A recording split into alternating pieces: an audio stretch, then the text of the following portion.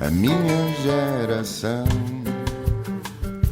Este país também é para novos e é por isso que temos em estúdio um jovem ator, encenador e dramaturgo, apontado pelo Jornal de Letras como um dos 40 nomes para a cultura da próxima década. Nasceu em Viseu, em 93, e consta que houve champanhe na maternidade. Passou a primeira infância no Teatro Viriato, a aprender circo, cinema, teatro, dança e escrita.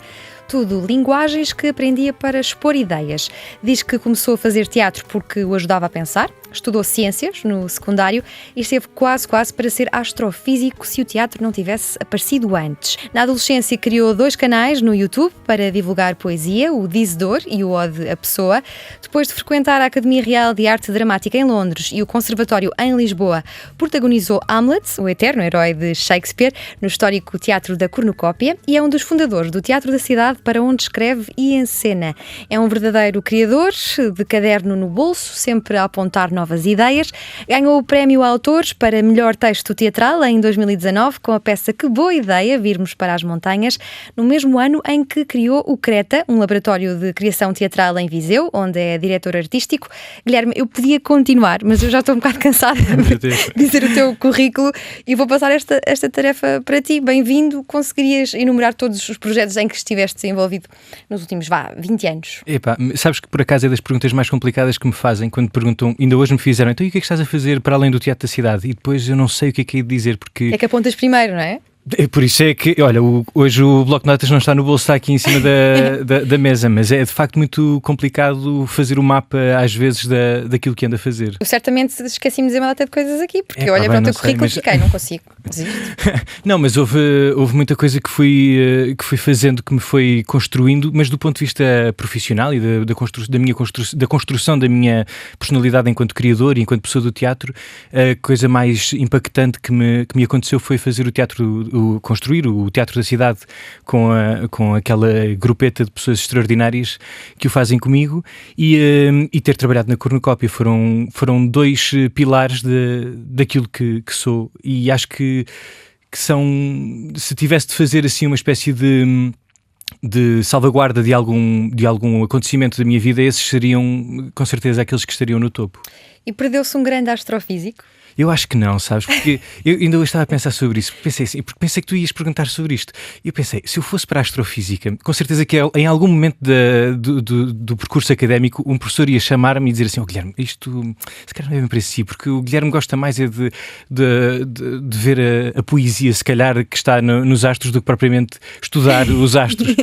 E de facto é uma coisa que move, e eu a certa altura percebi que aquilo que me comovia na astrofísica só comove quando somos amadores, porque há um momento em que tu começas a prestar atenção a outras coisas e é natural que podes manter o entusiasmo e o olhar poético ou ingênuo sobre as coisas, mas se calhar não se faz a vida disso na astrofísica. Mas o que é que te encantava em específico na astrofísica? Sabes que eu quando era miúdo lembro-me do meu pai de estar com a minha família, estarmos todos deitados num campo relevado à noite no Alentejo e o meu pai olhar para cima e dizer que estávamos a olhar para o passado e estávamos a olhar para as estrelas e de repente essa equação... Elas já não estavam ali vivas.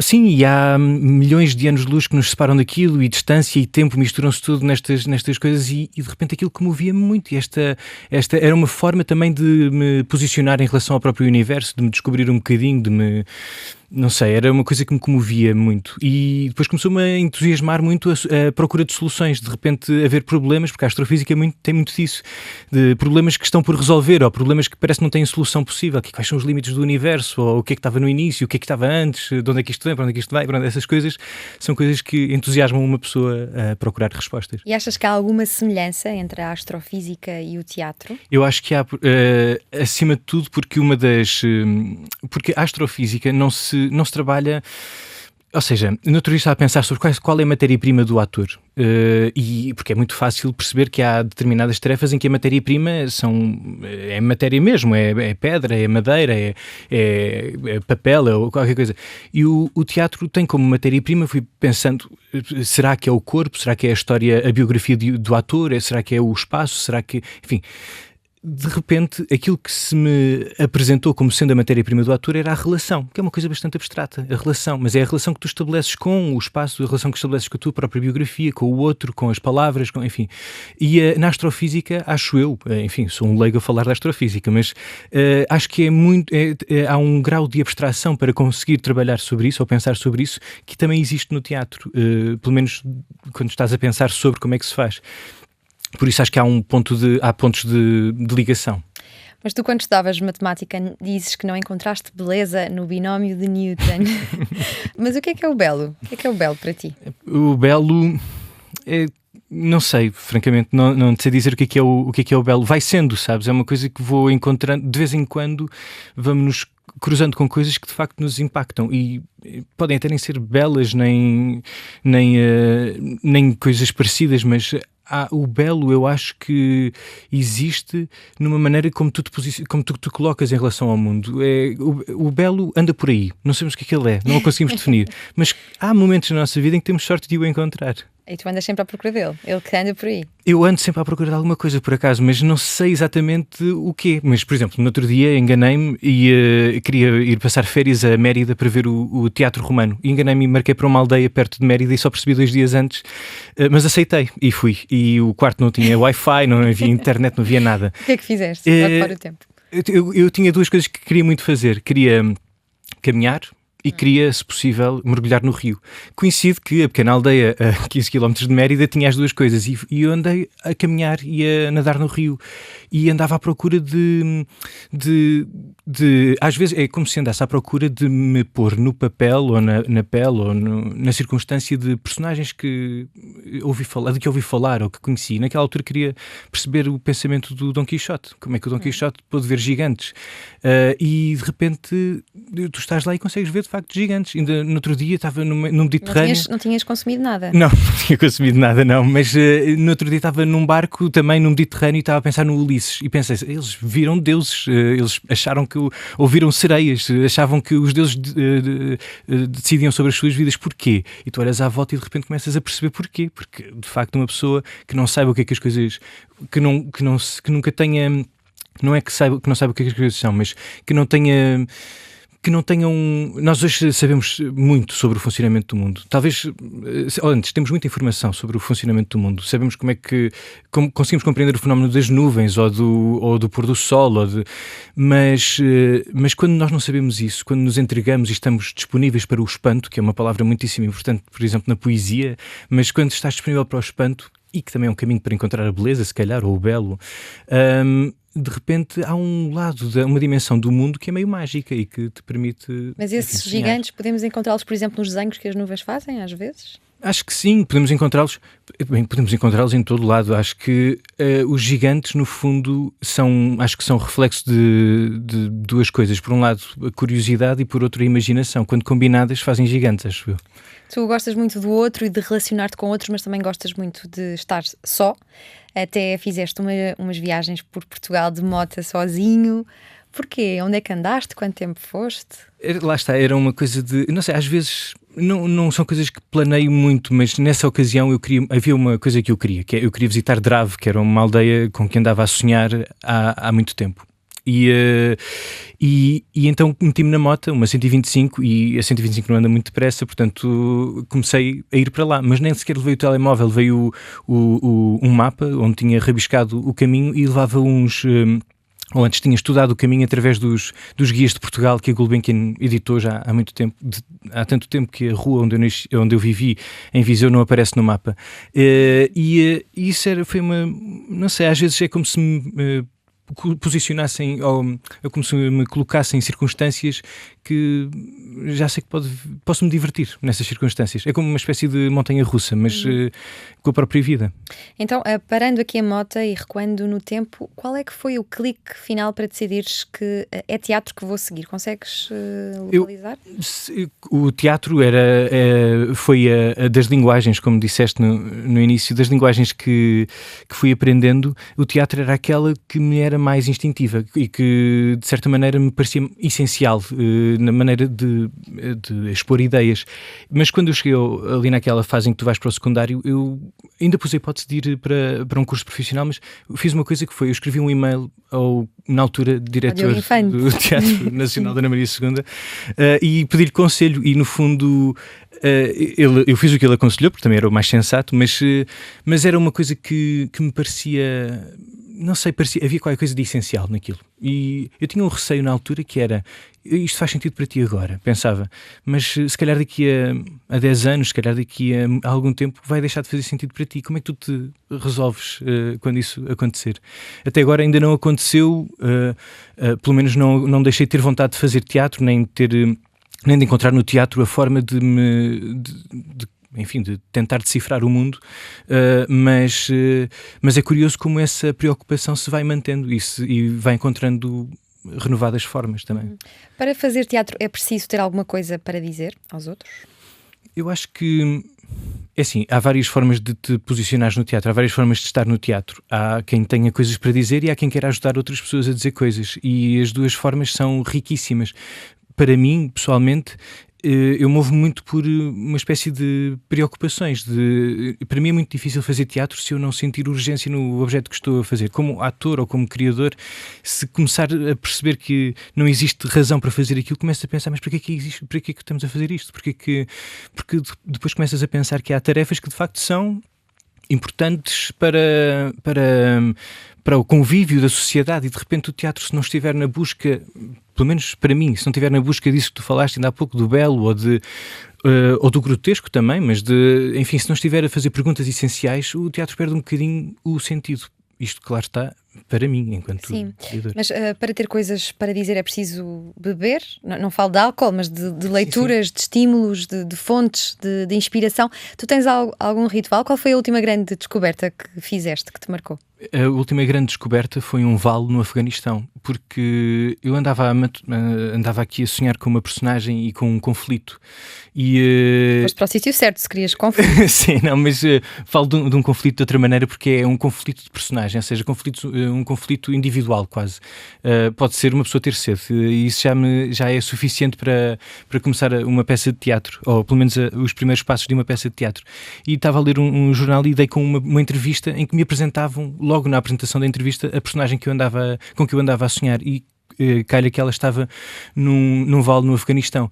E de repente isto parece que ganha uma espécie de importância de contexto, ou seja, neste momento se calhar é importante falar sobre determinadas coisas, determinados conflitos que, por exemplo, o Afeganistão serve de palco, mas não é esse o objetivo que me leva para lá. A descoberta deste vale é porque é um vale que é a casa da resistência, e o que me interessa falar neste caso, por exemplo, é resistência, movimentos de resistência.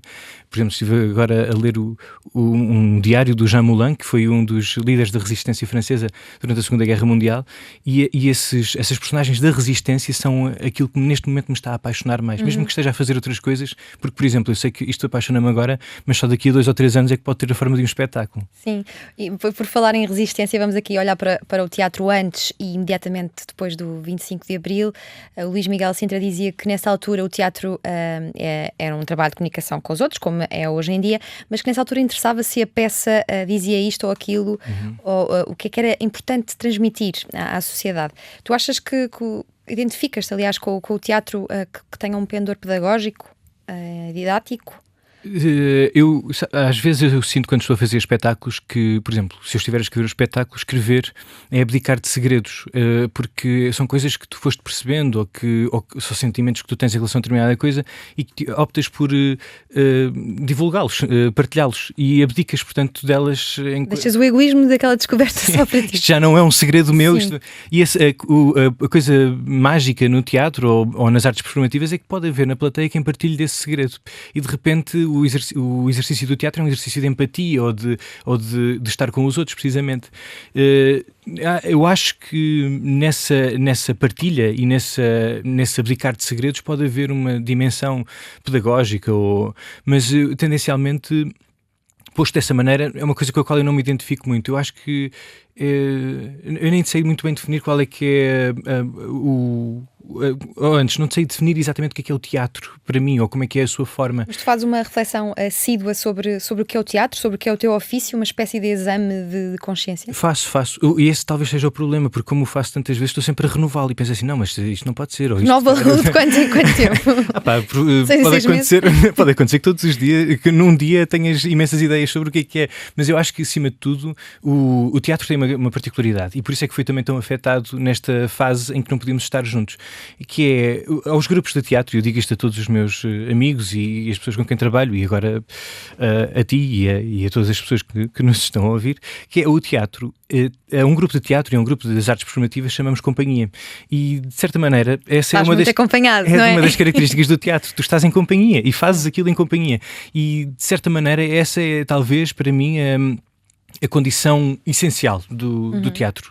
Se depois, e por exemplo, para mim é muito importante haver alguma coisa para dizer ou haver urgência no exercício teatral, mas também não precisa de haver. Há quem faça simplesmente porque quer proporcionar um momento de leveza às pessoas. No Fanny Alexander do Bergman, Tenho esse livro. Obrigada, Guilherme. Mas há um pequeno discurso do diretor do teatro, é Natal, e ele tem os trabalhadores todos reunidos, e ele diz: eu amo todas as pessoas que trabalham neste teatro. Este nosso pequeno teatro serve por vezes, ou antes, as grossas paredes deste nosso teatro protegem ou albergam um lugar onde por vezes convocamos as pessoas a problematizar a sua vida e outras vezes ajudamos-las a esquecer a vida que vai lá fora.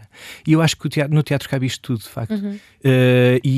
Mas cabe tudo isto depois de haver este primeiro momento que ele falou no discurso, que é: eu amo-vos a todos. Ou seja, estamos acompanhados e estamos uns com os outros. Isso é uma coisa linda. Eu imagino que, além de tentares dar respostas a isto do que é o teatro, também tenhas ido à procura de algumas, de outros autores. Quem é que para ti respondeu melhor a esta pergunta do que é o teatro? Eu aprendi muito com o teatro da cornucópia, e aprendi muito com o Luís Miguel Sintra e com a Cristina Reis sobre o que é isto de fazer teatro. Mas há outro autor, por exemplo, o Bergman, para mim que é mais conhecido pelo cinema, mas também é conhecido por dizer que podia viver sem o cinema, mas não podia viver sem o teatro, porque ele foi um grande encenador e um dos... eu diria que a essas pessoas vou buscar muita inspiração. E depois há coisas que me entusiasmam muito. Por exemplo, há autores que, pela forma como escreveram, me entusiasmam, como por exemplo o Peter Handke entusiasma muito. Vou aprender muito sobre teatro em outras disciplinas. Gosto muito de ver, por exemplo, aulas de piano da Maria João Pires para aprender a trabalhar com atores. Gosto de ler sobre arquitetura. É um dos livros fundadores das coisas que vou pensando. Um bocado pretencioso dizer que é fundador, mas um dos livros Pode ser pretencioso. Um dos livros que mais me ajudou a definir algumas ideias foi o Imaginar a Evidência, do Álvaro Siza. É um livro de arquitetura. Devias ir para a Sociologia, já lá vamos. Para a Sociologia, mas portanto vou encontrá-lo em muitas coisas muito dispersas. Vou ler sobre outras coisas ou ouvir outras coisas, ensinam-nos muito sobre aquilo que estamos a fazer também, acho eu. E o que é para ti uma boa peça de teatro? Como é que sais emocionalmente depois de uma peça que te encheu as medidas? Epá, se eu soubesse isso, não apanhava desilusões no teatro, porque ia sempre ao sítio certo, mas eu não sei. Apanhas muitas desilusões? Às vezes uma pessoa apanha um bocado de seca e às vezes esses momentos de seca, quando eu apanho seca no teatro, normalmente são momentos... Um mau espetáculo, para mim, funciona como incubadora de espetáculos, porque eu fico a pensar... Nunca vou fazer nada disto. Mais ou menos, porque o movimento até é mais. Eu estou numa circunstância que não é muito comum, porque eu não tenho um teatro, ou seja, eu estou num teatro naquele momento. Ora, se aquilo não me está a cativar, eu começo a imaginar com o que tenho à frente outras soluções, e de repente começo a pensar noutras coisas, e às vezes estou com o bloco de notas também no teatro e a tirar apontamentos sobre coisas que aquilo me está a inspirar. Mas uma boa peça de teatro, para mim, é qualquer coisa, pronto, lá está, é uma peça onde alguém partilha segredos dos quais eu partilho também. Pronto, passa aqui o pleonasmo, mas uma boa peça de teatro é alguma coisa que de facto comunique comigo, dialogue comigo, mas não tem forma, não tem uma receita.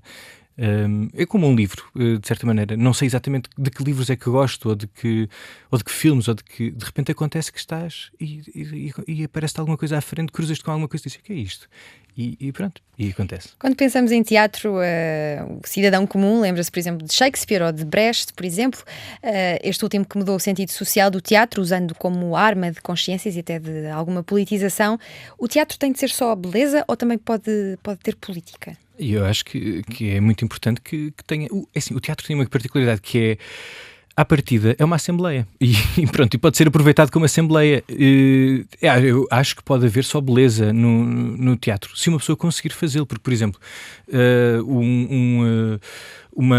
uma peça como Os Belos Dias de Aranjuez, que é um diálogo entre um homem e uma mulher e que, em princípio, pelo menos de uma forma, não existe de uma forma evidente ali um discurso político, mas é claro que a circunstância de um homem e de uma mulher, o tipo de discurso que tem um em relação ao outro, a própria encenação deste texto e tudo, cria um discurso que pode ser interpretado de um ponto de vista político. E eu acho que a dimensão política, isso até é uma coisa boa. A dimensão política é uma coisa que mais ou menos está colada às coisas que se fazem publicamente, mesmo que não se queira. De repente podemos reconhecer naquilo pelo menos sintomas de uma posição política. E politizando aqui um bocado a coisa, porque é que achas que a cultura é sempre secundária em Portugal? Pois não, é uma... Não, bom, há uma dimensão que não é só em Portugal, o que à partida também já nos cria algum discurso sobre essa falta de protagonismo ou esse empurrar para o outro lado. Não sei exatamente porquê, porque na verdade, ainda no outro dia estava a pensar, porque tendencialmente, se dermos aos criadores as ferramentas, os modos que fazem funcionar o teatro e a arte são os modos que podem transformar a sociedade e que de repente podem contribuir para uma sociedade onde a empatia e o reconhecimento do outro são coisas do dia-a-dia. Eu estou a ler sobre a resistência e ao ler sobre a resistência parece que estou a ler tratados sobre teatro também. Portanto, há aqui uma dimensão que nos escapa ou que escapa. Eu não sei, acima de tudo, acho que é muito difícil encontrar discurso e pensamento político sobre a cultura e a cultura nas suas diferentes dimensões, porque é de facto complexo, se calhar, não sei. Eu acho que no fundo isto acaba por se resumir tudo a uma ideia de acessibilidade, de ser possível fazer um objeto artístico, ser possível assistir a um objeto artístico. Não te sei dizer porque é que... Nós recentemente vimos vários artistas manifestarem-se nas redes sociais a propósito do Orçamento do Estado, agora chumbado, dizendo que valemos 0,25. Vivemos num tempo em que se fala cada vez mais de extremismos, de polarização, e 0,25 para a cultura acabam por ser também 0,25 para a educação.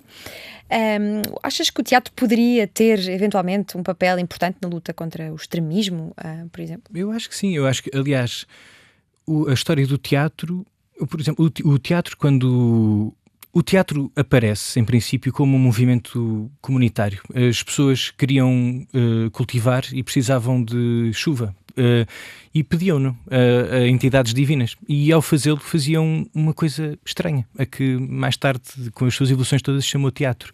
O teatro nasce de dinâmicas sociais, o teatro tem a sua origem em movimentos coletivos.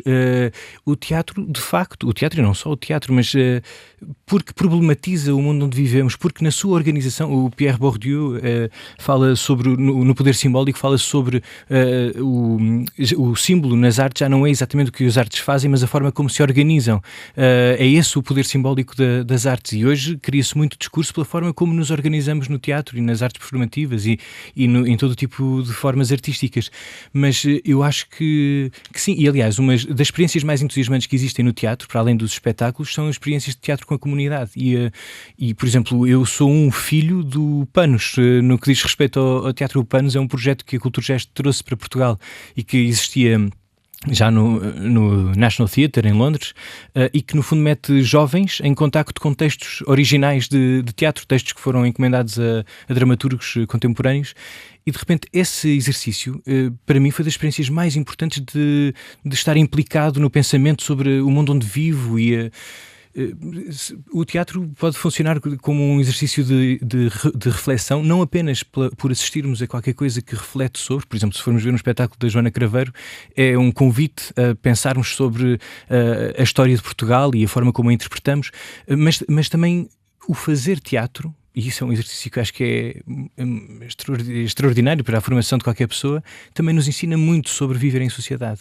O teatro dirias que é um provocador de pensamento? Sim, como é um provocador de pensamento, como acabam por ser os objetos artísticos no geral. Sim, é um provocador de pensamento. Porquê é que na cultura se fala sempre de subsídios e nunca de investimento? Eu não sei, por acaso não sei, porque na verdade eu, por exemplo, para fazer um espetáculo eu tenho de concorrer, tenho de me candidatar a um concurso público para conseguir o dinheiro, seja para uma entidade do Estado ou municipal, e não sei exatamente porque é um subsídio, porque na verdade um espetáculo é um edifício, não é um edifício de tijolo, mas às vezes são edifícios que até duram mais tempo que os edifícios de tijolo, porque às vezes são edifícios que acompanham a vida de uma pessoa. Um espetáculo que tu vês quando és criança pode-te acompanhar até tu morreres, e são edifícios que, lá está, como a matéria-prima é uma coisa tão abstrata, tão difícil de apanhar como é a relação. Por exemplo, eu acho que das coisas mais importantes para um teatro ou para as artes performativas é a ideia de ginásio. Ginásio não no sentido de passadeiras e bicicletas, mas na ideia de uma rotina e de uma disciplina e tudo mais. Mas agora perdi-me na minha própria reflexão. Que tipo de coisa é que poderia existir em relação ao teatro que não fosse diretamente dar dinheiro? Por exemplo, apoios logísticos, dar espaço a companhias, por exemplo. Sim, por acaso é uma boa deixa o ginásio, porque na verdade uma companhia precisa de um lugar para trabalhar, um lugar para armazenar equipamento, um lugar para apresentar, e isso é um tipo de investimento muito bom. Esse é um investimento de tijolo, por isso até pode ser mais tentador para quem decide politicamente, mas de facto tem de se... O pensamento político sobre a cultura e sobre o investimento na cultura passa por uma revisão sobre o nosso entendimento de cultura e de criação artística e das necessidades que a cultura traz, desde a salvaguarda de determinadas características da nossa cultura enquanto identidade coletiva e tudo mais, e a salvaguarda, a preservação de determinados objetos e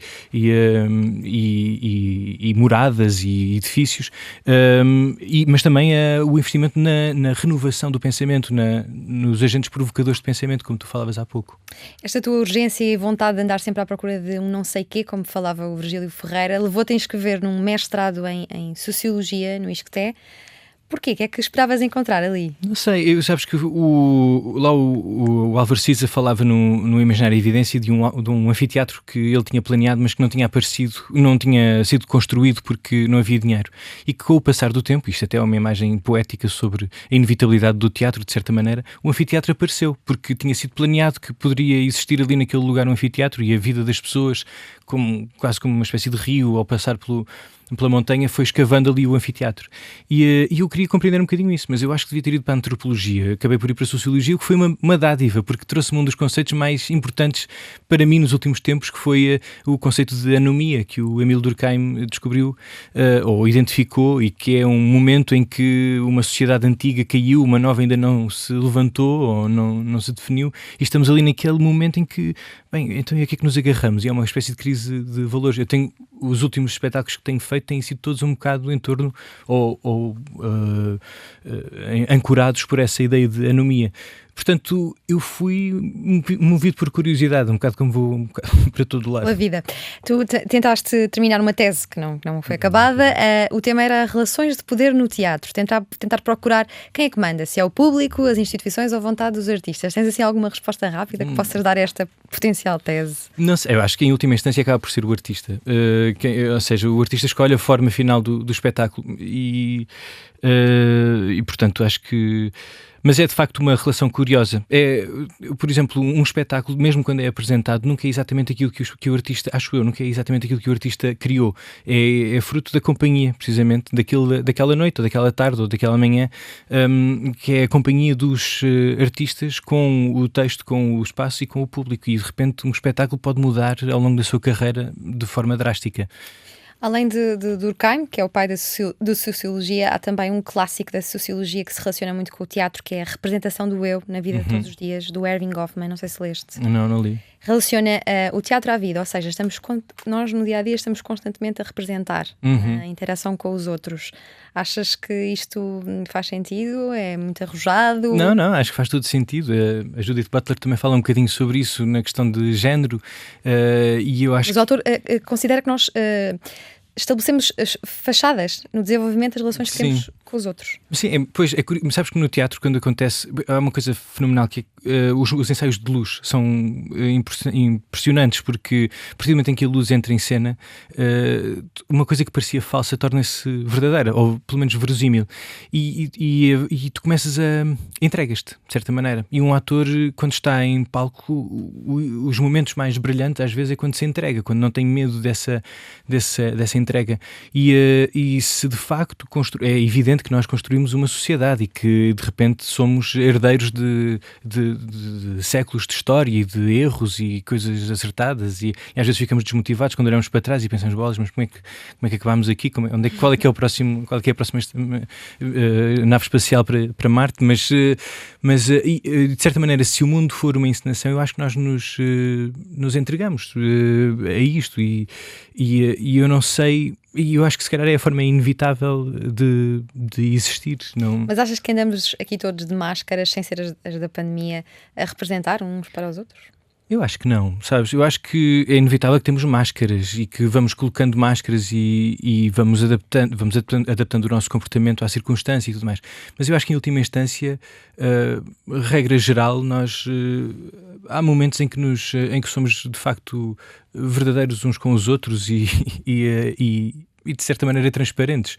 Momentos em que somos frágeis, ou momentos em que duvidamos, momentos em que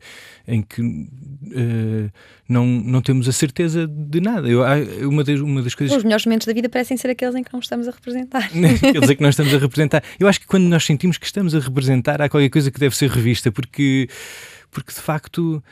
nós viemos aqui um bocado por acaso, por acidente, e de repente usá-lo para representar, por acaso, é uma expressão, ou fazer de alguma coisa é uma expressão um bocadinho...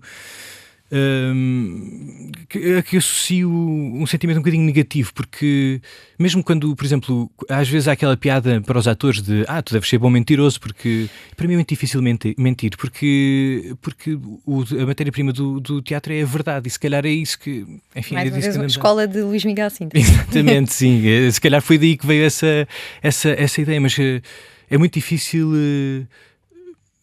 rejeitar, ou seja, se temos a possibilidade da verdade, se temos a possibilidade de nos entregarmos de facto a uma coisa, de sermos de facto aquilo que somos, é um desperdício muito grande de repente colocar uma máscara. Mas, por exemplo, tu tendo skills de ator, hoje acordaste e pensaste, tenho uma entrevista, agora vou chegar ali e interpreto um entrevistado. Já vi tantos na televisão, consigo estar aqui a imitar um entrevistado perfeito. Depois havia um momento em que já não sabia exatamente para onde é que podia improvisar mais. Não, mas olha lá, podia colocar-me na posição de entrevistado e pensei, bom, agora vamos a uma improvisação.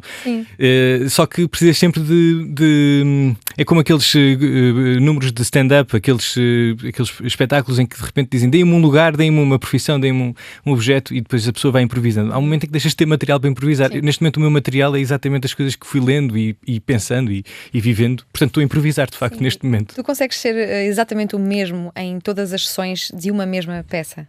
Não, acho que não, porque de facto és surpreendido. Às vezes estás em uma coisa, não sei se isto passa pela cabeça de um espectador, mas uma coisa que é muito forte para quando estás em palco, pelo menos para mim, eu acho que é comum a vários atores, é a presença e a postura do público. Tu percebes exatamente, ou vais deduzindo o que é que eles estarão a sentir. Ui, agora estão a apanhar uma grande seca, ou olha, estão a gostar disto. Ou há uma outra coisa que já o Hamlet falava, que era o público até te pode puxar para outros lugares e de repente tu começas a ceder a uma espécie de indicações que o público vai dando e de repente vais por aí fora. Mas isso também não te pode distrair do resto. Esse era o aviso. Da peça. Exato, o aviso do Hamlet era precisamente esse, que era: se isso acontecer, pá, resiste, porque A resistência aqui, mais uma vez. Exato. Mas, por exemplo, quando isso acontece, a melhor segurança é tu focaste na pessoa que tens à tua frente, na pessoa com quem estás a fazer a cena, porque é ela que é em conjunto que seguram o assunto do. O ponto ainda dela. existe? O ponto, eu nunca trabalhei com ponto, mas ainda existe profissionalmente, ainda há no Teatro Nacional, há um ponto, pelo menos. Houve uma peça a homenagear o ponto. Tu protagonizaste o Hamlet no Teatro da Cornucópia e antes de irmos ao herói da peça mais longa de Shakespeare, eu queria perguntar-te quem foi Shakespeare. Para quem não sabe, eu acho difícil, ou até mesmo para uma criança, como é que explicarias quem foi Shakespeare, sem olhar para as datas de nascimento e outros pormenores em que ninguém se entende muito bem? Sim, o Shakespeare foi um contador de histórias. Pronto, era um senhor que contava histórias e que fazia isso de várias formas. Aliás, ele escreveu peças de teatro, mas também escreveu, quando houve... O Shakespeare atravessou várias vagas de peste em Londres, em momentos em que o teatro teve de estar fechado, às vezes meses, às vezes houve anos, acho eu, em que o teatro esteve aberto 2 meses. Bom, mas isto deixo para os entendidos de história de Shakespeare. Mas durante esses períodos, por exemplo, ele escreveu muitos poemas narrativos, que era uma forma de ganhar dinheiro, e vendia-os a uma espécie de patrão, de senhor que ia, de mecenas, não é? No fundo, que lhe apoiava, que lhe comprava os poemas.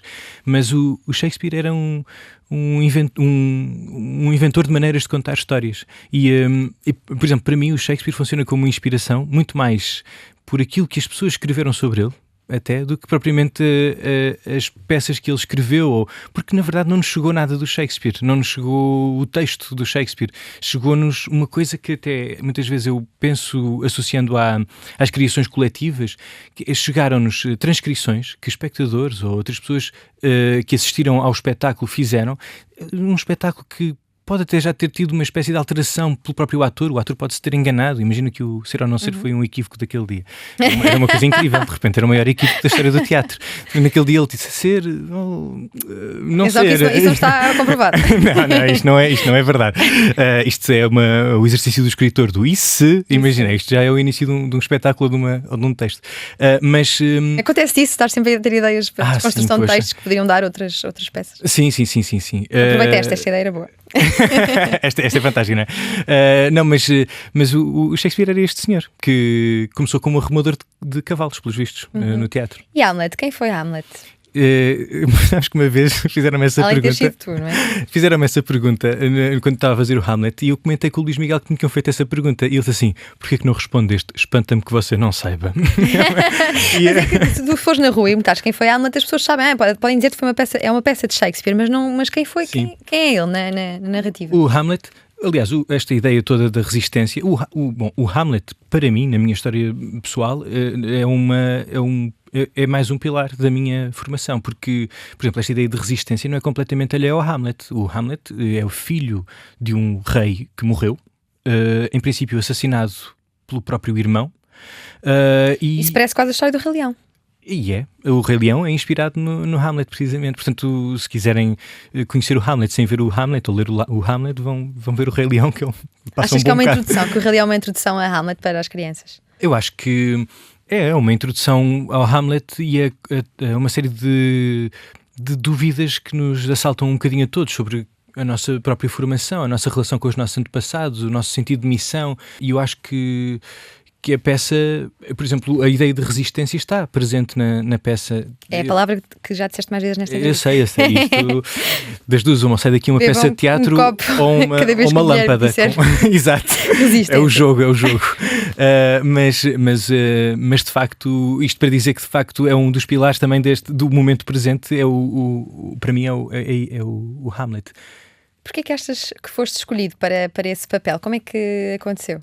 Sabes que eu não sei o porquê, mas imagino que tenha havido um momento em que o Luís Miguel, no contacto que estabelecemos, eu conheci-o porque a minha turma do conservatório foi fazer uma espécie de estágio de 2 semanas No teatro da Cornucópia e depois, aliás, foi 2 semanas onde eu tive uma fala, calhou-me um papel onde eu tinha uma fala, mas eu pensei, bom, só tenho uma fala, olha, mas é divertir-me.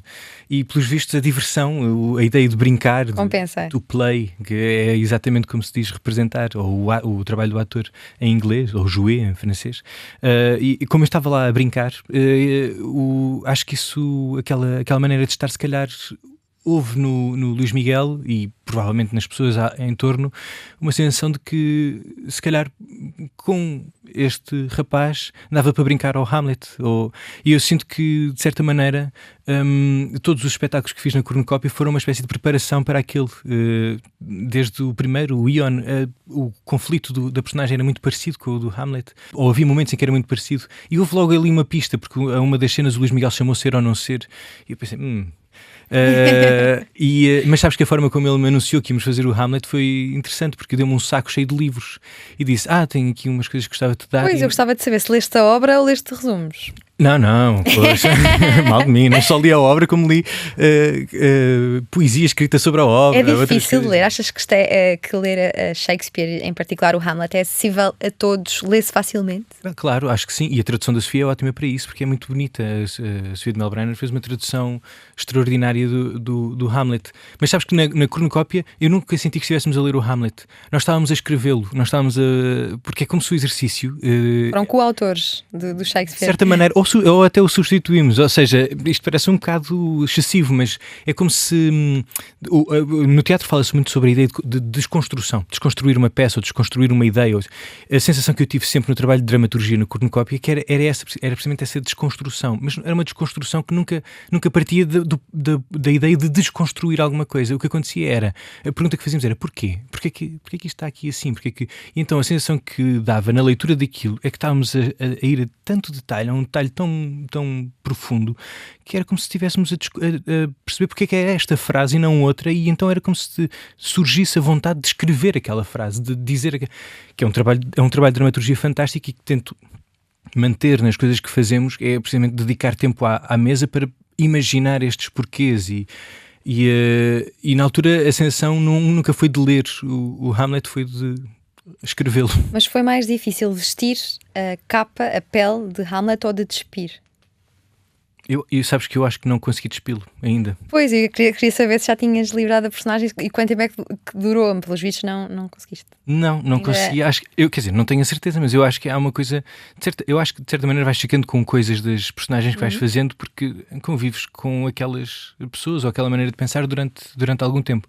Mas o Hamlet de facto... Mas tem que haver uma identificação com a personagem, porque se tivesse interpretar um vilão, sim, os valores não tenham nada a ver com os teus, consegues chutá-los para canto mais sim, facilmente. se bem que uma das coisas que acontece é que, por exemplo, com o Luís Miguel isso acontecia muitas vezes, tu criavas um ponto de vista também sobre o próprio personagem, ou seja, a representação daquela personagem já continha em si um ponto de vista e tu podes, enfim, relacionas-te com o personagem, porque de repente se tiveres de interpretar uma pessoa que é oposta aos teus valores e à tua maneira de estar no mundo, é um bocado complicado tentares confundir-te com ela e tens de a interpretar, interpretar do ponto de vista intelectual, antes de a interpretar com o corpo e a voz e tudo mais. E de certa maneira essa interpretação primeira talvez seja a coisa que mais resiste numa pessoa.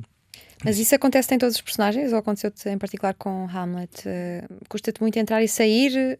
Ou é algo orgânico? E custa-me um bocado entrar, porque demora um bocadinho a compreender os mecanismos de pensamento ou qual é que é a vontade que existe para aquela personagem, ou seja, o que é que se pretende daquela personagem. Mas, ou pelo menos não sei se é tanto que demora a compreender, mas demora a executá-lo. Fazer um espetáculo é um exercício de construção.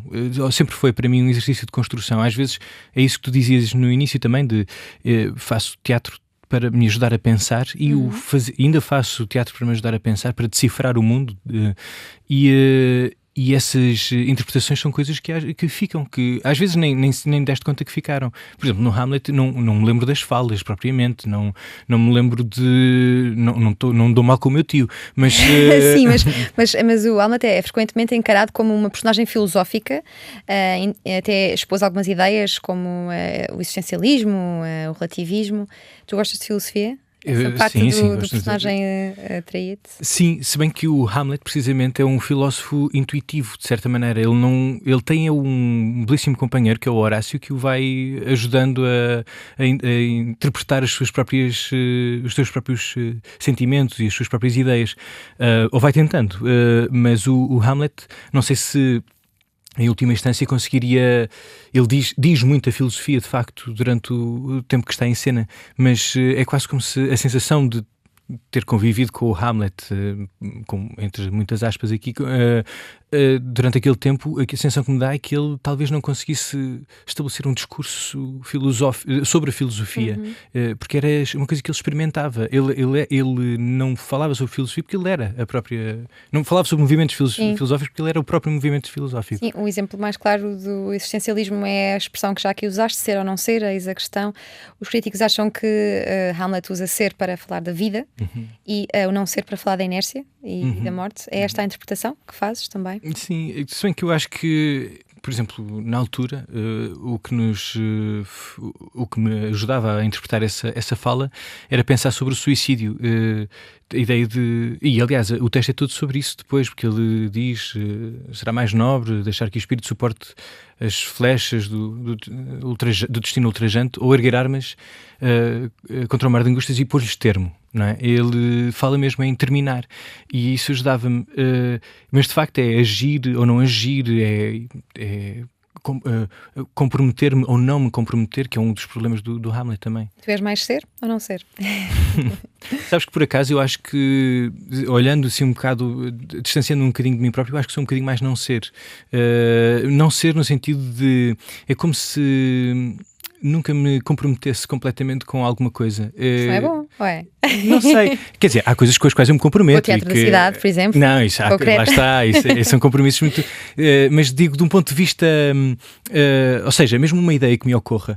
Eu digo não me comprometer é no sentido de duvidar de determinadas... Por exemplo, se eu tiver uma ideia, eu posso me entusiasmar com ela, mas há um momento em que vou começar a levantar... Aliás, os processos de trabalho que tenho, eu sei que vão correr bem quando há um momento que normalmente é assim, tipo 2 semanas da estreia, em que está tudo a correr mal. E tu pensas, poxa, pá, mas porquê é que estamos a fazer isto?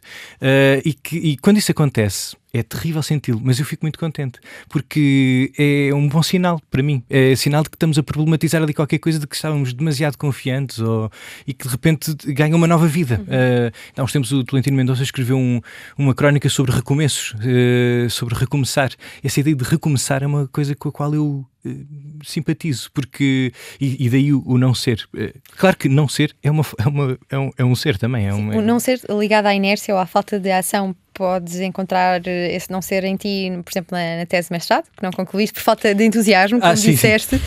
Tu deixas muitas coisas por fazer. Uma pessoa muito criativa normalmente tem muitas ideias e obviamente não consegue concretizar tantas ideias quanto aquelas que tem. Sim. Agora dando 2 passos outra vez atrás, se calhar então eu sou um ser, porque eu faço, na verdade eu faço muita coisa, só que há muita coisa que tens por fazer também. E eu falava do não ser como, por exemplo, nesse caso da tese foi...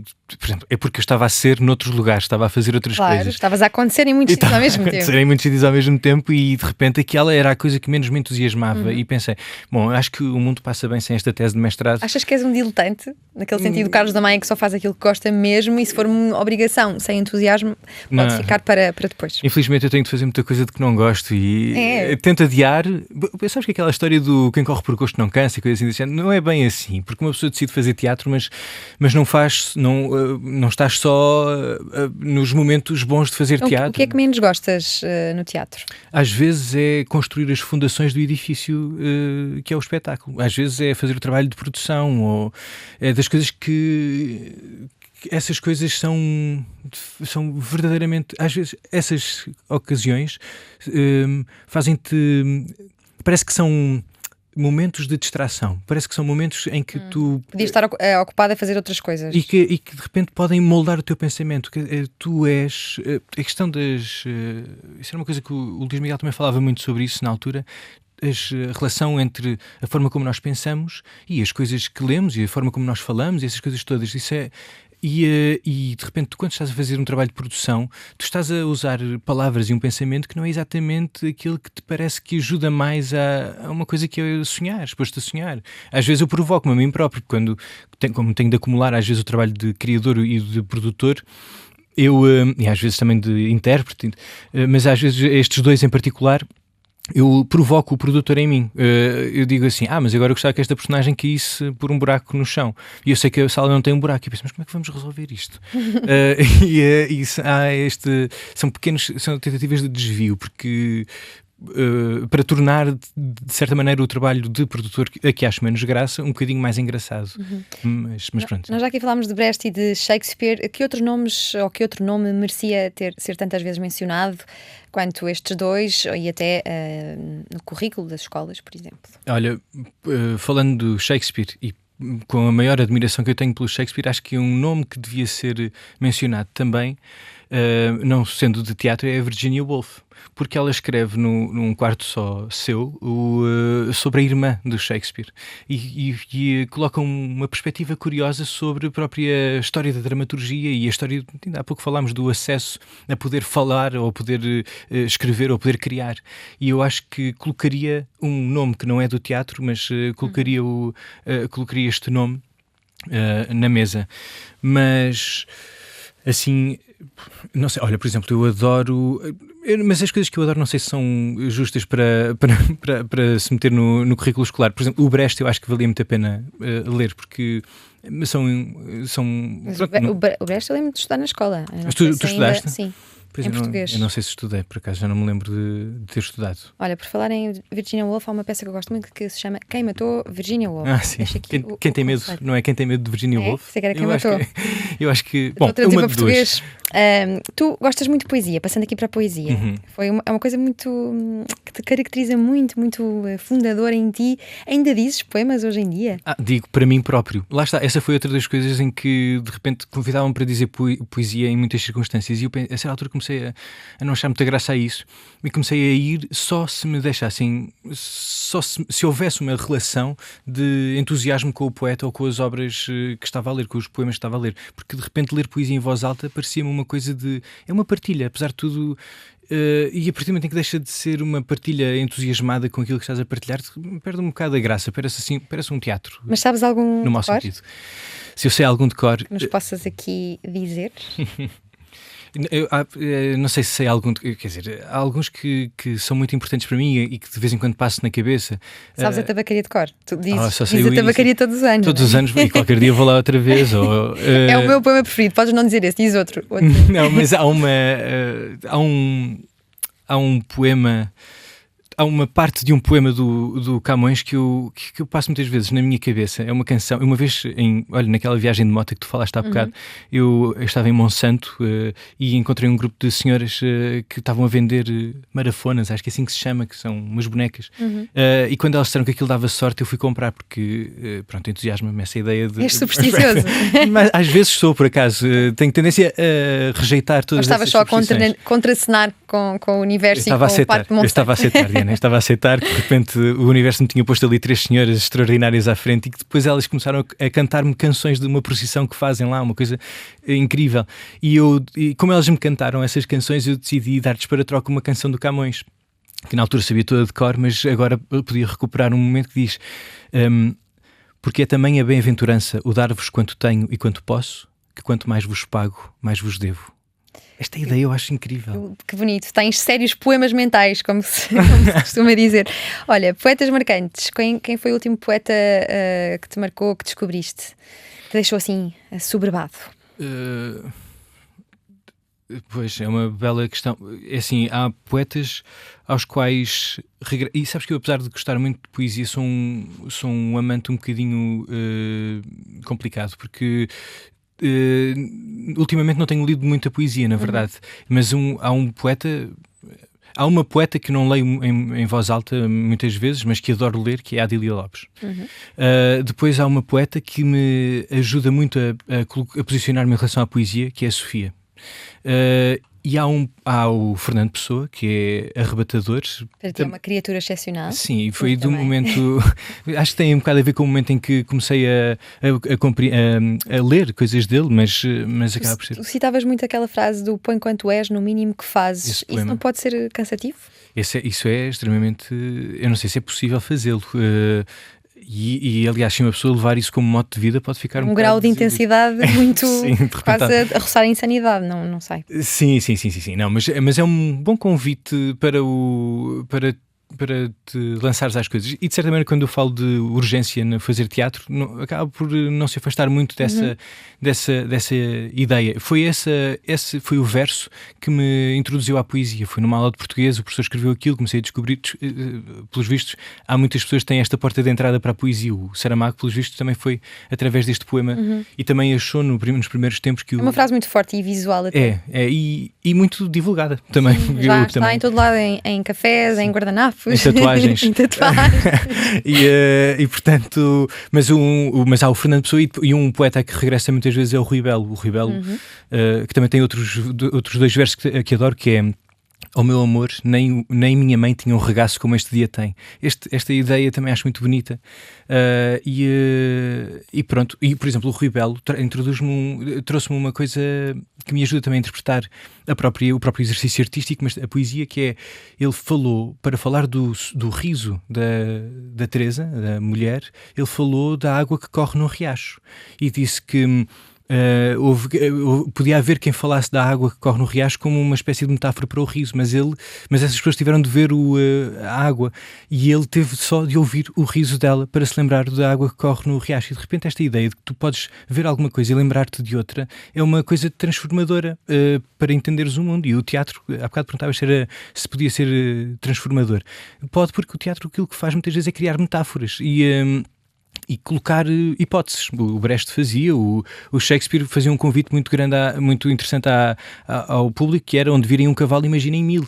E de repente tu convocas este exercício de metáfora. Acho que também no início, quando era muito miúdo, os meus pais, são os 2 advogados, eles recriaram lá em casa uma espécie de mecanismos legais. Nós discutíamos assuntos que eles estavam a tratar à mesa. Quando demos conta, já havia um presidente da casa, havia eleições, havia debates e tudo mais. E de repente este exercício, que é uma brincadeira, é um exercício teatral e é uma metáfora ao mesmo tempo. É uma forma de aprender.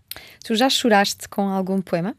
Já chorei com muitos. Aliás, na verdade, eu choro com facilidade. Facilidade, és muito sensível. Sou, por exemplo... Tens uma grande sensibilidade, dizem os teus amigos. Sim, tenho uma grande sensibilidade. Eu já chorei a ver Masterchef, por exemplo.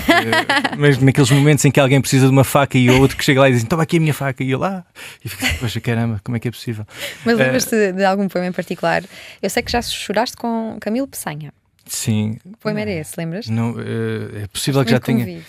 E possivelmente foi nos ensaios de um espetáculo que fiz com a Teresa Coutinho, mas eu não me lembro qual é que era esse poema, mas eu não te sei dizer, assim não te consigo identificar. É sobre amor, sobre morte, sobre família, sobre saudade, sobre natureza. Não há um tema que te sensibilize mais? Acho que uma coisa à qual eu sou muito sensível é... És capaz de te sensibilizar com a construção frásica? Sou.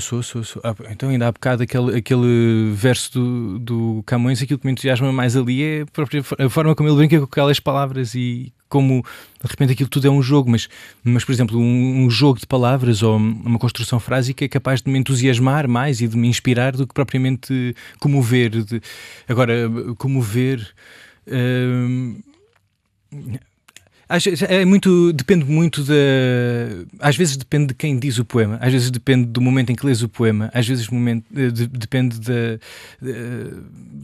só do poema, de facto, mas eu acho que é quando há sintomas de humanidade, quando de repente tu vês ali qualquer coisa em que tu que te parece muito próximo, inexplicavelmente. Há qualquer coisa inexplicável ali. E por um lado, ainda bem que é inexplicável, porque dá-lhe a dimensão que tem. Entrando aqui no jogo de palavras de que gostas também, o que é um poema só com um verso? Isso é uma brincadeira de criança, mas é um universo. A frase é do Guilherme Gomes. Eu acho delicioso. Ouviram-no aqui primeiro. Sim, era uma brincadeira que eu fazia quando era... Lá está, porque quando era adolescente, quando fiz aqueles canais que tu falaste do YouTube, do O da Pessoa e o Dizedor, eu passava tardes a ler o Fernando Pessoa e a pensar sobre poesia. O que é poesia? Dizer Fernando Pessoa, Portugal tem talento, não é? Meu Deus, pois... Para quem não se lembra. Na altura era noutro canal, mas... Era na SIC. Era. Okay. mas eu na altura pensava muito sobre poesia e eu acho que, sabes, que na realidade o meu gosto pela poesia e o meu pensamento sobre a poesia não é completamente intuitivo. Ou seja, há uma dimensão intuitiva. Eu empatizei muito com os poemas do Ricardo Reis na altura. Entretanto, já fiz a migração para outro heterónimo e para outras... Já achas que vale a pena dar a mão à Lídia? Claro. Já não é estoico. mas na altura houve muita gente que me começou a associar à poesia e a perguntar-me coisas, o que é que eu achava, que poetas é que eu gostava, e eu às vezes não sabia o que é que havia de dizer, porque na verdade era muito intuitivo e muito ingênuo em relação a essas, em relação a essas coisas, e portanto funciona um bocado, vou assim um bocado à deriva nesse território, mas como pensava muito e como punha-me a brincar, e essa é uma dessas brincadeiras, o universo. Olha, e em relação à pergunta e à interrogação, já sabes a diferença ou não? Não sei, acho que nós lançámos um movimento de interrogação sobre a pergunta e a interrogação, fomos provocados, aliás, pelo Luís Miguel na altura. Uma homenagem também a Virgílio Ferreira. Exatamente. Mas não, eu gosto muito dessa coisa que o Virgílio Ferreira falava, se bem me lembro no capítulo na altura sobre a interrogação como qualquer coisa que de repente é alguém perante a noite, não é? Como perante uma espécie de pergunta maior, pergunta para a qual é difícil. Olha, se calhar uma pergunta que tem como resposta um enigma ou precisamente o inominável, a não resposta. As perguntas, se calhar uma interrogação associa mais à astrofísica como eu entendia, e uma pergunta é um problema de produção num espetáculo. Para quem quiser investigar mais este assunto, é ler o Invocação ao Meu Corpo. Invocação ao Meu Corpo. Entretanto, fiz um espetáculo que tem esse... Eu diria que aqui quem está a fazer as perguntas sou eu e tu estás a fazer as interrogações. Eu participei num evento organizado por ti sobre o Virgílio Ferreira, precisamente sobre este texto, em que nessa altura querias mapear o pensamento contemporâneo de uma geração. É um pouco o que tento fazer aqui também, mas de forma menos lírica. E a perguntar-te se gostas de conversar. Eu já percebi que sim, depois desta conversa que já vai longa. Com quem é que mais gostas de conversar? Com quem é que eu mais gosto de conversar? Eu gosto muito de conversar, de facto. Mas no fundo... Uma boa conversa é quase tão transformadora como encontrares um bom livro, um bom autor. Aliás, até há o nosso... quem é que era? Há um livro sobre... que se chama precisamente sobre a leitura, do Proust, que fala sobre acho que é do Proust. Chama-se mesmo assim, sobre a leitura. Sobre a leitura, sim. Que ele fala sobre ler como uma espécie de diálogo com aqueles autores. E eu acho que isso é um diálogo que estabeleço muitas vezes, e de maneiras surpreendentes, que me entusiasma, mas converso com muita gente, na verdade, e nunca é certo que com uma pessoa vai ter uma boa conversa, com determinada pessoa vai ter uma boa conversa, ou uma má conversa. Às vezes uma pessoa é surpreendida por acasos. Uhum.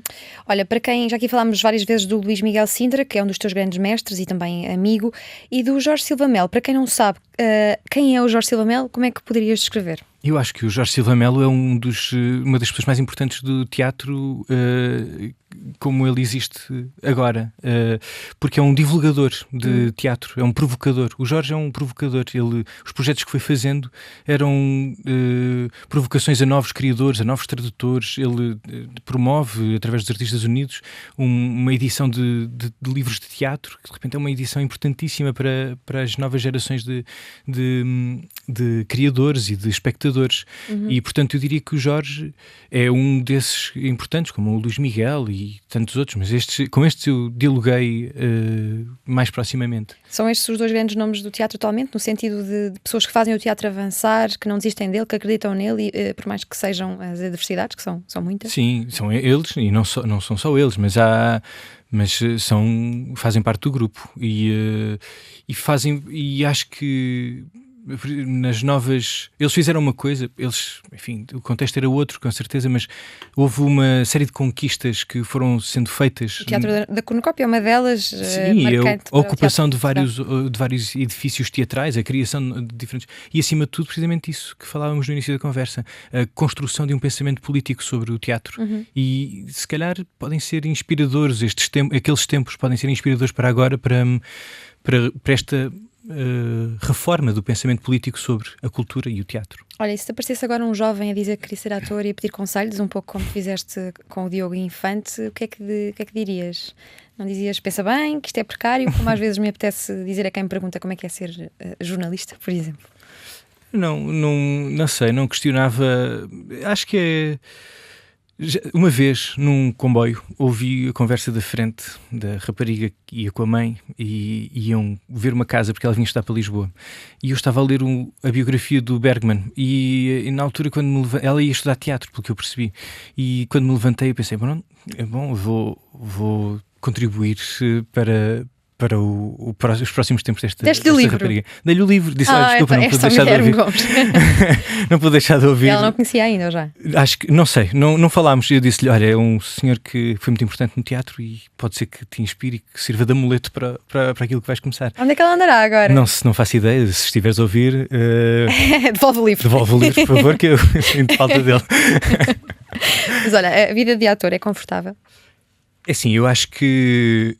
Eu não tenho vivido como ator, precisamente. E, aliás, essa relação com atores é uma relação que não me entusiasma, que cada vez me entusiasma menos. Eu não sei se te disse isto, mas uma das minhas batalhas é que eu não quero ser ator.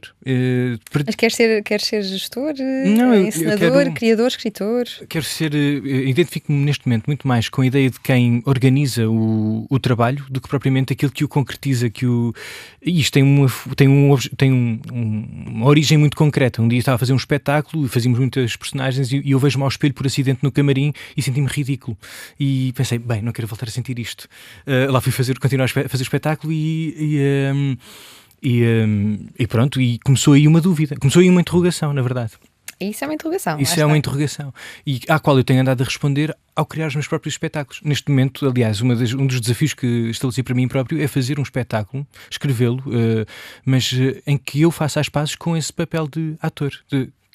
Não é para fazer as pazes, porque também não é uma coisa terapêutica, mas é para eu interpretar e colocar. É um desafio que me coloca a mim próprio. Mas enfim, se houvesse uma pessoa que se chegasse ao pé de mim e que dissesse que queria ser ator ou fazer teatro de alguma maneira, eu só tinha palavras de incentivo para lhe dar, porque acho que o Luís Miguel, lá está, escreveu um dia que quando nasce uma companhia de teatro deviam nascer 1000 estrelas no céu, uma coisa assim deste género. Quando alguém decide ser ator, deve acontecer um fenómeno semelhante. Mas nessa tua posição supra-ator, naquele que desenha aquilo que os atores podem fazer, vias-te, por exemplo, num papel de desenhador da cultura, um ministro da cultura, por exemplo? Eu acho que não seria um bom ministro, mas poderia eventualmente ser uma boa pessoa para participar numa espécie de Conselho de Estado para a Cultura. Conselho de Estado para a Cultura. Existir, só porque de repente podia ter ideias para transmitir a alguém que tivesse conhecimento e experiência e capacidade política e influência, que eu acho que é uma das coisas que faz mais falta na cultura, é de facto a influência política. E poderia funcionar nesse sentido. Mas gosto muito, uma coisa que tenho descoberto é o prazer de provocar encontros nos quais eu nem preciso propriamente de participar. De repente meter um dramaturgo em diálogo com um conjunto de atores é uma coisa que me entusiasma, e isso tem sido uma descoberta nos últimos tempos, especialmente com o Creta. E também foste ver um bocado isso ao ambiente que se via nos primeiros tempos em que estiveram no Teatro da Cornucópia, não é? Em que eles falavam falavam convosco, Luís Miguel Sintra, por exemplo, sem vos paternalizar, não é? Incluindo-vos Sim. e querendo saber o que é que vocês pensavam. Sim, epá, eu nos primeiros tempos Sim, isso acontecia muito, e a Cristina Reis, por exemplo, com a Cristina Reis, eu se calhar aqui dou um passo atrás, porque com a Cristina Reis eu sei que tenho boas conversas e aquilo é fenomenal. Falar com ela é uma pessoa extraordinária, e com o Luís Miguel também, mas o que acontecia na altura, quando estávamos na cornucópia, era a sensação, e isso era uma coisa que eu adorava conseguir para o Teatro da Cidade mais tarde ou mais cedo. E acho Eu vou que por nascer lá, não é? o Teatro da Cidade nasceu lá e fez lá o seu primeiro espetáculo Os Justos. Os Justos. Sobre o quê? Sobre um conjunto de pessoas num contexto de revolta, portanto, sobre um conjunto de resistentes também. Já não dizia essa palavra há muito tempo. Portanto, o pessoal está na altura de beber aquele copo. Mas eles sentia-se muito uma sensação de comunidade criada ali, de colaboração de várias pessoas para a construção de um espetáculo. Isso era uma coisa que eu adorava conseguir criar mais tarde ou mais cedo no teatro, com o Teatro da Cidade, e é uma ideia partilhada, que é a lógica de um lugar que é um ponto de encontro, de um lugar de companhia, no fundo, de um lugar onde podemos trabalhar, onde podemos experimentar, onde podemos ler, onde podemos... Quem é que achas que são os maiores promotores da cultura em Portugal, para além dos festivais de música? O teatro está muito organizado numa lógica de programação, ou seja, existem espaços que são programados e as pessoas apresentam projetos e apresentam espetáculos lá. Mas há mas isso não cobre, de facto, e isso tem um grande peso na forma como o teatro se organiza hoje em dia. Aliás, algumas das entrevistas que fiz na altura para a tese foi a programadores, porque era uma coisa que me interessava também conhecer, uma perspectiva que me interessava conhecer. Eu acho que os grandes promotores do teatro e da cultura, em última instância, são os próprios criadores, porque é aquilo que tu dizias, de facto, contra todas as adversidades vai havendo manifestações culturais, e as pessoas fazem em circunstâncias. Uma vez tive uma ideia, e deixo aqui, entretanto já foi feito também por uma malta no Algarve, mas eu chamava-lhe automóvel, que era fazer autos de aldeia em aldeia, mas levando um carro. E essa ideia de itinerância, de resolução, de solução para a transmissão de uma ideia ou de uma história, acaba por se aplicar noutras dimensões e a outra escala na cultura e na arte no geral. E olha, Guilherme, que texto nunca foi encenado e devia ser? Pois. Que texto nunca foi Olha, encenado? Eu sempre... Há um livro que eu gosto muito, que é o Elogio da Loucura, e eu achava isto dava uma grande peça. E há pouco tempo ouvi que está no Teatro da Barraca. A sério? Da Pois, Barraca, é possível, sim.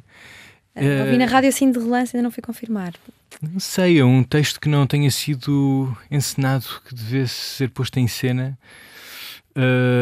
A nossa tabacaria, se calhar já foi posto em cena, mas acho que, por exemplo, um texto que deve ser posto, se calhar não exatamente como ele é, ou se calhar como ele é, mas que pode ser sempre como uma espécie de filtro para os espetáculos que são feitos, acho que é a Carta dos Direitos Humanos. É um dos textos que importa ter presente nas coisas que fazemos no teatro. E a Constituição da República. A Constituição também. Isto é um diálogo entre as duas. Exato. Olha, o escritor Mário de Carvalho escrevia há pouco tempo no Facebook que o maior escritor do século XX e um dos grandes de toda a literatura era Aquilino Ribeiro. Gostas de Aquilino Ribeiro? Tu dizias-me assim, antes de ir para esta revista, tenho de me apraltar porque ando sempre maltrapilho. E depois disseste que te fizeste lembrar do Aquilino. Porquê? O Aquilino, eu tenho uma relação afetiva com o Aquilino porque ele é da minha zona, portanto há assim uma espécie daquele orgulho meio parvo dos nossos. Não, mas o Aquilino Ribeiro tem, de facto, eu acho muito entusiasmante porque conseguiu fazer um retrato nas coisas que eu não li muito a coisa do Aquilino Ribeiro. Eu li Havia Sinuosa e li o Malhadinhas, mas o Malhadinhas, por exemplo, tem uma descrição extraordinária de um ataque de lobos, de um homem cercado por lobos, e de repente tu vês naquela forma de escrever, e nas interrogações que ele lança nos livros, interrogações que são fundamentais. E o Aquilino, lá está, um outro resistente. O Aquilino foi um ativo resistente à monarquia. O Luís Miguel Sintra dizia numa entrevista ao Expresso que ser artista é mergulhar num modo de vida, numa certa relação com a verdade, que já aqui disseste, num ódio à mentira, um ódio visceral, num estado de curiosidade permanente. Concordas? O que é para ti ser artista? Eu acho que... bom, isso é uma belíssima maneira de o colocar. Mas eu acho que... Não sei, sabes que eu acho que ser artista é, de repente, encontrar em alguma manifestação artística uma forma de expressão. E pronto, e não é um mecanismo, não é um fim em si, o objeto artístico não é, é uma forma de tu interpretares o mundo, de descobrires o mundo, de encontrares, de decifrares o mundo. Por exemplo, muitas vezes penso que isto que nós chamamos criação não é bem criação, é descoberta. Nós somos mais próximos do investigador no laboratório do que agora não encontro outro, mas nós estamos muito mais próximos do investigador que está no laboratório a descobrir, a ir mais fundo em determinada pesquisa, do que no lugar de inventar alguma coisa nova, de criar alguma coisa. É claro que podes criar novas maneiras de contar alguma coisa, mas estás sempre a escavar na descoberta do que te rodeia, acho eu. Um espetáculo, um quadro, parecem coisas que retiram camadas, que decifram, de facto. E eu acho que para isso há, por um lado, para fazer isso através da arte, se fizeres isso através da arte, tornas-te um artista. Se estiveres a tirar camadas ao mundo através da arte, tornas-te um artista, mesmo que não queiras ser. Eu acho que, se calhar, e essa relação com, por exemplo, e tu não podes retirar camadas ao mundo colocando-lhe outras coisas que te distraiam. Portanto, é baseado precisamente na verdade e nessa procura. O Luís Miguel dizia também que hoje existe menos o trabalhar para os outros, que os atores estão mais virados para si mesmos, numa lógica de mercado que transformou a profissão numa feira de vaidades. Concordas? Há mais vedetas no teatro do que sensibilidade para o ofício atualmente? É assim, eu acho que há um bocadinho de tudo, na verdade. Não sei...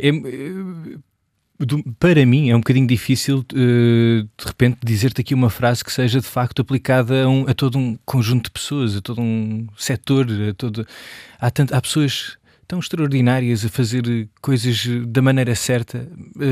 Preferes focar-te nelas, não é? Eu acho que... És menos pessimista que o Luís Miguel. Talvez seja um bocadinho pessimista que o Luís Miguel, porque eu acho que há de facto... É muito hostil o contexto. És constantemente puxado a ser vaidoso, és constantemente puxado a voltar-te para ti próprio. Mas há sempre um conjunto de, preparem-se, resistentes...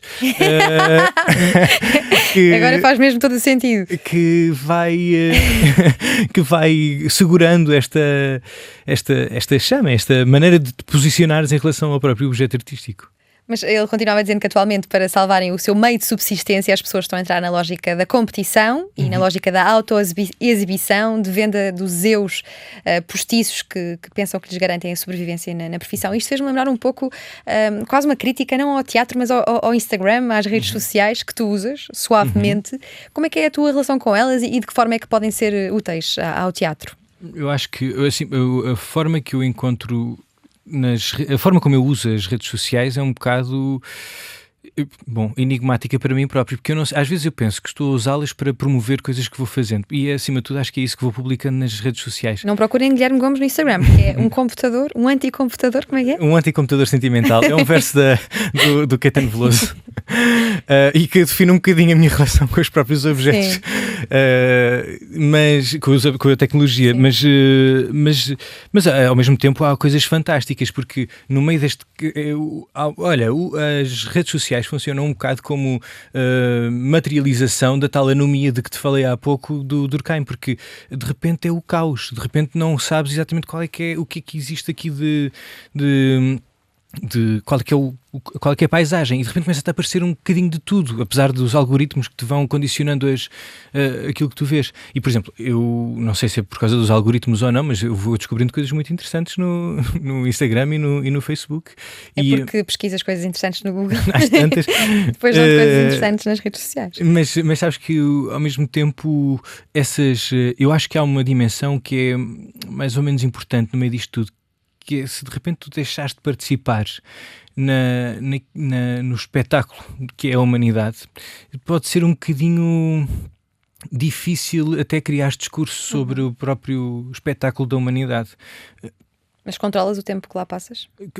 Controlo, por exemplo, eu não tenho nada dessas aplicações no telemóvel, tenho-as num tablet e Já para condicionar o consumo. já condiciona, mas cai na tentação de repente estar a ver uma coisa e depois quando começo a ver outra e quando dou por mim estou a ver pessoas a cair e a aleijar-se É que o scroll é um pouco aquilo que tu dizias sobre ti, que é andamos à procura de não sabemos bem de quê. Exatamente, mas sabes que às vezes vou encontrando em coisas muito absurdas e que não têm interesse nenhum, material para escrever, material que me ajuda a decifrar, ou uma imagem, ou de repente um conflito. Posso estar a ver uma coisa muito para e pensar, olha, e se isto fosse o que acontecia a não sei quem, que não sei quanto, e depois quando das... Mas, por exemplo, mas eu sinto ao mesmo tempo que estes mecanismos me distraem bastante, ou seja, descubro muito mais coisas e sinto que o tempo é muito mais vivido, e aquela frase creio que é do Saramago, não tenham pressa mas não percam tempo, sinto que pratiquei muito mais isso do não ter pressa mas não perder tempo quando de repente me ponho a escrever. Agora comecei a fazer um exercício de escrita que é tipo o desenho em tempo real, ou seja, aquelas pessoas que vão com o bloco de notas para o parque e começam a desenhar. Eu comecei a fazer isso com palavras, de repente estar num sítio e começar a escrever qualquer coisa sobre, por exemplo, agora estava a escrever sobre ti alguma coisa e... Espero que escrevas, enfim. mas pronto, mas isso aí ajuda-me muito mais, porque às vezes quando estou a escrever ou a caminhar, as ideias vão-se arrumando. Sim. Olha, e já aqui falaste de talvez deixar de ser ator. Não sei se se vai manter no tempo, mas tu és um ator por excelência de palco, de teatro, novelas. Eras capaz de aceitar um convite para fazer uma novela? Sabes que há duas coisas aí. Por um lado, eu acho que não ia fazer isso bem. E por outro, Não ia fazer bem porque... Não sei, porque eu não é uma acho que é extraordinário. Olha, cá estava a falar do ginásio e fazer novelas ou séries. É um ginásio extraordinário pela rapidez com que tu tens de encontrar soluções enquanto ator e tudo mais. Mas não é uma coisa com a qual eu também, se calhar porque não tive muita experiência, nunca me identifiquei muito com isso. E sempre me senti um bocadinho outsider nesses contextos. Olha, a formação superior em teatro é necessária? O conservatório é uma boa preparação? Eu acho que é uma boa preparação para alimentar, ou seja, para uma pessoa que vá estudar teatro já vai à partida com alguma curiosidade em relação ao assunto, e o conservatório dá-te ferramentas para continuares a procurar, porque nunca se chega a aprender propriamente nada. Tu trabalhas a relação, lá está, tu trabalhas mecanismos que te permitem ir constantemente descobrindo ou renovando inquietações. Ou assim. Por isso eu acho que há vantagens em formar-te profissionalmente, em formar-te academicamente na área. Não acho que seja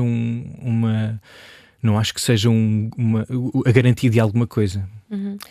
Há alguma coisa mais importante no teatro do que a palavra? Sempre tiveste uma relação especial com palavras, já aqui percebemos. Eu acho que há. Eu acho que precisamente, olha, para mim a coisa mais importante no teatro é a imaginação. Do ator, do encenador, do espectador. É isso que se trabalha mais no teatro. Se fosse preciso levar só uma coisa para o teatro, que levassem a imaginação, porque de repente o limite do espetáculo é o limite da imaginação. E eu acho que ajuda a construir a imaginação, ou a alimentar a imaginação, tu teres curiosidade e conheceres coisas diferentes, experimentar as coisas diferentes. Mas que... A dicção perfeita é trabalhada ou já se nasce a falar assim? Tu sempre falaste assim muito, muito perceptivelmente. Eu já ouvi algumas pessoas do Norte a dizer que quando estão a ver telenovelas ou até séries portuguesas, dizem que a língua é forçada e demasiado perfeita e que ninguém fala assim. Não. Mas os atores falam com uma excelente dicção. Quase sempre, ou só quando estão em cima do palco, ou é uma coisa que tem de ser para a vida para depois também chegar ao palco e ser natural? Eu acho que os que falam, bom, isso vai variando um bocado, mas eu conheço, há atores extraordinários que é um bocado difícil de compreender o que é que eles estão a dizer, sim. Mas então são extraordinários aí na linguagem corporal? É que de repente, lá está, há coisas com as quais tu te cruzas que não compreendes muito bem, e às vezes há atores que entram em cena e porque há qualquer coisa no olhar, ou tu não percebeste muito bem o que é que eles disseram, mas há qualquer coisa que aconteceu que tu ficas, sei lá, mas tocaram em algum Ponto. Eu acho que a dicção, eu trabalhei muito a dicção. É? E mesmo assim, eu sou um bocado desleixado na dicção. Não, mas percebe-se Pronto, ainda bem. Porque os ouvintes perceberam todas as palavras que aqui disseste. Teres crescido com dois pais educados que discutiam leis à mesa ajudou a ganhar vocabulário, por exemplo? Sim, se bem que eu acho que ajudou mais o facto de eles serem muito divertidos. Porque o meu pai foi sempre eu sempre fui muito dicção e o ajustar a dicção, ser correto e tudo mais, era uma coisa que eu aplicava muito na vida. Eu era sempre muito correto, eu fazia sempre o que as pessoas, e faço o que as pessoas dizem. É talvez um dos meus maiores defeitos. É um defeito? Porque uma pessoa ser completamente certinha não é. Há uma certa. Doseado, em Viseu tivemos um bispo que era o Alves Martins, há muito tempo, que dizia que a igreja na vida deve ser como o sal na cozinha, nem muito nem pouco. Isto aplica-se um bocadinho a tudo. E eu acho que uma certa dose de ousadia e de irreverência não faz mal a ninguém. Não precisamos ser bons alunos em tudo. Mas como é que treinaste a dicção? Para quem quer melhorar a forma de dizer palavras. A mim dava-me jeito, às vezes tropeço-me toda. Olha, para um ator eu não aconselho por acaso fazer isso, porque torna-te muito consciente desse exercício e de repente estares em palco e ser muito percebermos esse esforço no ator pode ser um bocadinho, pode-te provocar uma espécie de distanciamento em relação à empatia que podes criar com ele. Mas o que eu fiz foi ao dizer os poemas, como eu gravava os poemas do Fernando Pessoa e gravava-os e ouvia-me e estava-me a ouvir enquanto gravava, eu ia pensando, esta aqui não pode ser, ou ia, pronto, ia criando, era uma espécie de ginásio, estava ali a tentar dizer a palavra exatamente como ela era. Estamos à conversa com Guilherme Gomes, temos de avançar, apressar o passo, porque tenho aqui algumas perguntas finais para te fazer. Quais é que são as coisas mais bonitas de fazer no teatro? O encontro com os textos e personagens ou o encontro com as pessoas com quem trabalhas? Eu acho que o encontro com as pessoas é mais bonito ainda do que o encontro com o texto, porque para mim, pelo menos, quando é um texto, por exemplo, que eu escrevo, o momento de o confrontar com os atores, e normalmente apresento sempre uma versão que ainda vai ser melhorada, é um momento de grande angústia, porque eu sei que aquilo vai ser deitado abaixo. E por isso, os momentos em que nós nos encontramos de facto e que começamos a... Eu tenho esta impressão de que e costumo dizer às vezes nos inícios dos processos, eu digo, o espetáculo já existe, agora só o vamos descobrir, porque o espetáculo é feito precisamente deste conjunto de pessoas e da forma como elas se vão relacionar e como é que, até que ponto, dos limites deste grupo, dos limites destas pessoas. Mas contracenar é sempre fácil, é sempre bom? Não é sempre bom, nem é sempre fácil, porque há sempre muitas coisas que se metem entre nós, muitos pensamentos, muitos obstáculos, mas é das coisas mais, quando acontece... eu digo que nem sempre é bom, porque às vezes tu percebes que às vezes tu estás a contracenar e estás a perceber coisas sobre a outra pessoa, ou de repente está com alguma aflição, assim. Mas tendencialmente é bom e tendencialmente é prazeroso. E quando tu estás a contracenar, e de facto é a sensação de estar a brincar com alguém, de estar e a segurar um assunto. Isso é uma das coisas que enquanto ator me dá mais prazer, é de estar em cena e de sentir, por exemplo, o público a ir para outro sítio, a interpretar a cena de outra maneira, e que tentar, mas não, prestem atenção a isto. Isso é das coisas que me dá mais coisa. Olha, o princípio da contracena é uma das mais importantes qualidades para se viver em sociedade?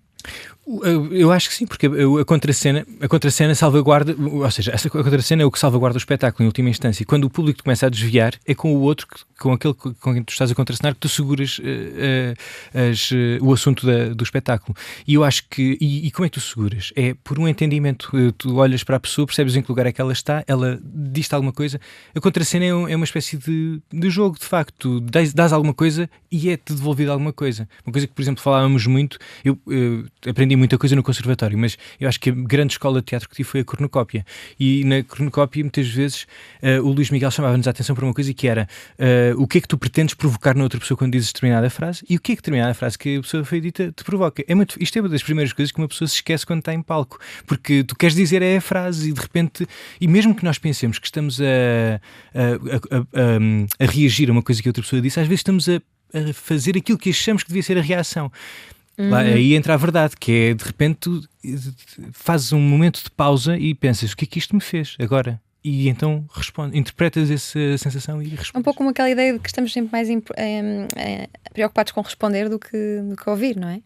Sim, exatamente, e isso é relativamente fácil de acontecer na forma como vivemos, vamos impondo sempre um bocadinho a nossa visão sobre as coisas, ou seja, convivemos com uma pessoa mais com a ideia que temos dessa pessoa do que propriamente com a pessoa. Há momentos em que isso acontece. Tu dirias que estivemos aqui a contracenar? Eu acho que estivemos a contracenar. Já temos câmaras. Devo-te dizer que és uma bela contracena, Diana, porque tu és atenta. Olha, vamos aqui entrar num espaço de perguntas rápidas. Este país é para artistas? Também é para artistas, sim.